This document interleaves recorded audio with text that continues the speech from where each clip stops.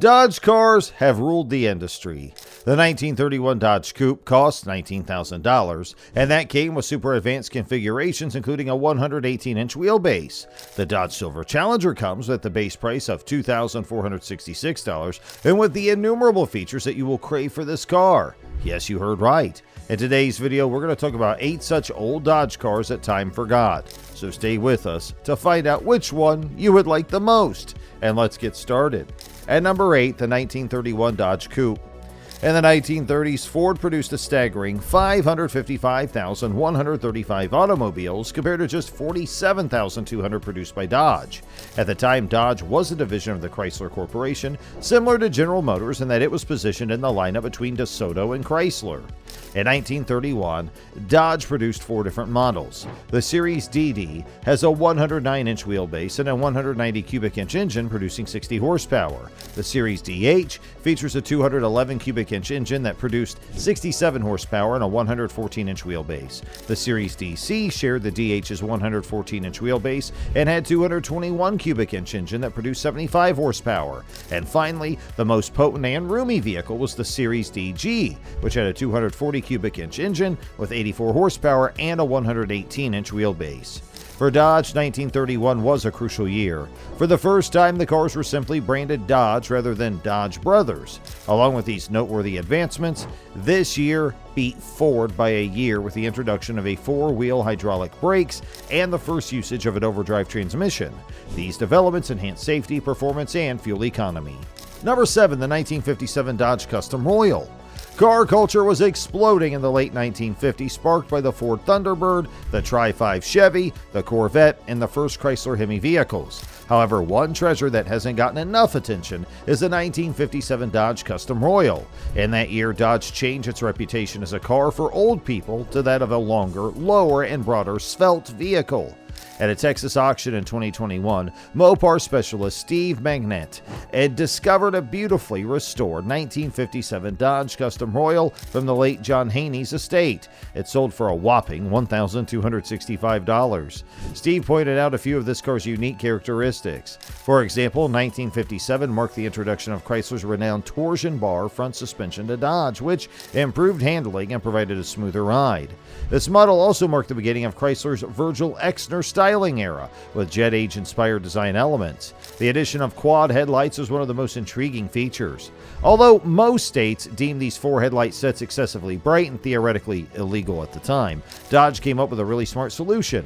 On the 1957 model, the inner headlights functioned as turn signals. Number 6, the 1959 Dodge Silver Challenger. Are you seeking an entertaining method to debunk a self-professed automotive expert?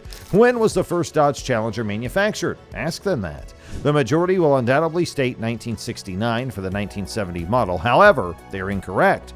The very first Challenger debuted in 1959. Called the Silver Challenger, it was an altered version of Dodge's entry-level 2-door sedan rather than an entirely new vehicle. In April 1959, Dodge debuted the Silver Challenger. The interior of this car was elegant, with carpeting, white wall tire, silver metallic vinyl seats, black Manchu fabric, and distinctive wheel coverings. Customers looking to upgrade from a budget model found it to be a simple process. It had a base price of $2,466 and was available with different engines. Up to the potent dual-quad 383 cubic inch wedge you could go. The majority nevertheless had an outdated L-head inline-6 engine from the 1930s. The 1959 Dodge had a unique appearance. A few called the front design a freight dream in steel. Number 5, the 1962 Dodge Dart and Polara. The 1962 Dodge served as a one bookend, and the 1957 Dodge as the other for prominent Chrysler employee Virgil Exner. Exner smoked excessively, was frequently ill, and tragically died of heart disease in 1973. Near the end of his tenure at Chrysler, which ended in '63, he was not there much to keep an eye on things because he was always in the hospital. GM and Ford had already modernized their automobile designs by 1960, but Dodge was having trouble. The 1962 Dodge was even compared by some to a plucked chicken. With innovative features like torsion bar suspension and a new B-body unibody platform, Chrysler was ahead of the curve in terms of engineering, though, and went on to create fantastic automobiles like the Dodge Charger and Super Bee. In addition, just 214 of the renowned Max Wedge engine's 413 cubic inch versions were produced in 1962, the year of its introduction. And if that wasn't enough, a 1962 Dodge could be had with an automatic 7-speed torque flight transmission. Number 4, the 1965 Dodge Custom 880 Wagon. Dodge underwent a significant redesign in 1962, reducing the number of models in their inventory, including the Pioneer, the Phoenix, the Seneca, Polara, and Dart. Dodge decided to reduce the size of these previously large cars, beginning with the 1962 models. As a result of this action, the B-body platform was developed, serving as the foundation for numerous well-known Dodge muscle vehicles in the 1960s. But from 62 to 64, Dodge's lineup of large full-size cars was empty as a result of this choice. Chrysler launched new full-size vehicles for the 1965 model year, including the Dodge 880 range, after realizing they had to catch up. Even though these were big family vehicles, you could still order equipment meant for a powerful muscle car. Number 3, the 1972 Dodge Monaco. Dodge debuted the Monaco, a car that was unique for all the right reasons back in 1972. The Monaco was a different thing altogether, yet some of those vintage vehicles are forgotten because they were so unattractive. It was intended to be large, opulent, and striking. In the automobile industry, businesses constantly had to strike a balance between producing big and little cars. Larger vehicles like the Monaco were targeted at affluent consumers, while smaller ones could be modified annually to suit shifting economic patterns. Monaco itself, with its streamlined design, headlamps hidden, and strong muscular posture, was a representation of wealth and strength. It resembled a high-end vehicle with the heart of a sports car. Notwithstanding its remarkable appearance and capabilities, the 1972 Dodge Monaco encountered difficulties. Number 2, the 1975 Dodge Charger Daytona. When one mentions the Dodge Daytona, the storied 1969 model was frequently brought up. Built-in wind tunnels and featuring a massive 425 horsepower Hemi engine, this vehicle was a work of art. It made a lasting impression on the high-bank NASCAR racetrack and cemented its place in American auto history.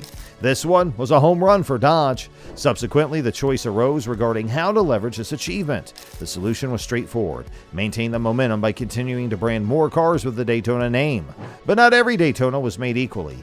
Consider the forgettable early 1980s vehicles with subpar Volkswagen engines that were front-wheel drive. It is fitting that these vehicles were rapidly forgotten about. However, among the many Daytona versions, the rear-wheel drive V8 powered model from 1975 to 78 stands out the most. It provided drivers with some considerable power under the hood, with engines like the 190 horsepower, 360 cubic inch small block, and the 185 horsepower, 400 cubic inch wedge. The Chrysler Cordoba, another popular vehicle from Chrysler Corporation, and the 1975 Dodge Charger Daytona have a similar look, which makes for an interesting comparison. Despite its similarities, the Charger Daytona distinguished itself as more than just the Cordoba's twin by holding its own in terms of appearance and performance. And number 1, the 1979 Dodge Aspen. Dodge replaced the popular Dodge Dart with the Aspen in the 1970s. To appeal to drivers seeking a contemporary and roomy ride, it was built to be bigger and more comfortable. Motor Trend magazine praised the Aspen's elegant look and reliable performance, earning it the title of 1976 Car of the Year. With the addition of a transverse torsion bar suspension, the Aspen's ride quality was enhanced over that of the A-body Dart, which it replaced. Drivers praised the vehicle's optional powerful V8 engines, which could produce up to 195 horsepower, and its seamless torque flight 3-speed automatic transmission. A 100 horsepower slant 6 engine was standard, but the Aspen nevertheless offered a comfortable ride. But the Aspen had big obstacles to overcome. It was the largest recalled car in American history by 1977, with over 1.3 million units recalled for safety and corrosion concerns.